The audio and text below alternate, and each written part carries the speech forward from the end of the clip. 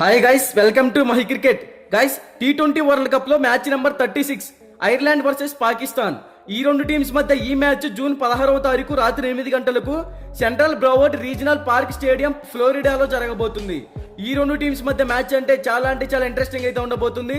Late చేయకుండా content లోకి వెళ్ళామంటే ఫ్లోరిడా స్టేడియం పిచ్ రిపోర్ట్స్ గురించి మాట్లాడుకుంటే ఈ పిచ్ అనేది బ్యాటింగ్ కి ఫ్రెండ్లీ పిచ్, బౌలింగ్ కి కొంచెం స్లో పిచ్ అనే చెప్పుకోవచ్చు. ఈ వెన్యూలో ఇప్పటి వరకు టోటల్ గా 16 మ్యాచెస్ జరిగాయి. అందులో ఫస్ట్ బ్యాటింగ్ చేసిన టీం 56% విన్ అయింది, సెకండ్ బ్యాటింగ్ చేసిన టీం 31% విన్ అయింది. సో టాస్ గెలిచిన టీం ముందుగా బ్యాటింగ్ ఎంచుకుంటేనే విన్ అయ్యే ఛాన్సెస్ ఎక్కువగా ఉంటాయి. ఇక్కడ average first batting score 165 runs, average second batting score 129 runs. Almost ఈ పిచ్ లో ఫస్ట్ బ్యాటింగ్ చేస్తేనే హైయెస్ట్ టార్గెట్ అయితే సెట్ చేయవచ్చు.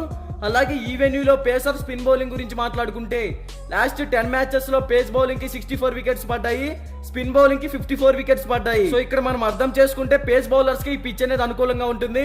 ఇక బోత్ టీమ్స్ కి సంబంధించిన హెడ్ టు హెడ్ గురించి మాట్లాడుకుంటే ఇప్పటి వరకు ఈ రెండు టీమ్స్ మధ్య టోటల్ గా 4 మ్యాచెస్ జరిగాయి.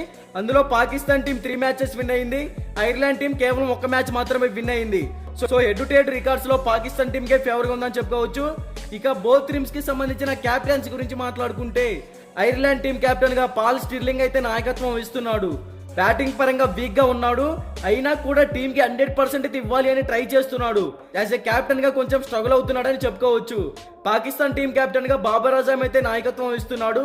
బ్యాటింగ్ పరంగా ఎక్స్ట్రాడినరీ హిట్టర్, ప్రతి మ్యాచ్ లో కూడా టీం కి 100% ఎఫర్ట్స్ అయితే పెడుతున్నాడు. ఓవరాల్ గా ఈ రెండు టీమ్స్ మధ్య మ్యాచ్ అంటే చాలా ఇంట్రెస్టింగ్ అయితే ఉండబోతుంది. ఇక ఈ సీజన్ లో ఈ రెండు టీమ్స్ సూపర్ 8 కి క్వాలిఫై అవ్వలేదు, ఆల్మోస్ట్ ఎలిమినేట్ అయ్యాయనే చెప్పుకోవచ్చు. మరి ఈ మ్యాచ్ లో ఐర్లాండ్ టీం పై పాకిస్తాన్ టీమే విన్ అవుతుంది అనేది నా ఒపీనియన్. మీరు ఏ టీం విన్ అవుతుంది అనుకుంటున్నారో కామెంట్ చేయండి. ఇక బోత్ టీమ్స్ కి సంబంధించిన ఎక్స్పెక్టెడ్ ప్లేయింగ్ 11 డిస్ప్లే మీద రన్ అవుతుంది, ఒకసారి చెక్ చేయండి.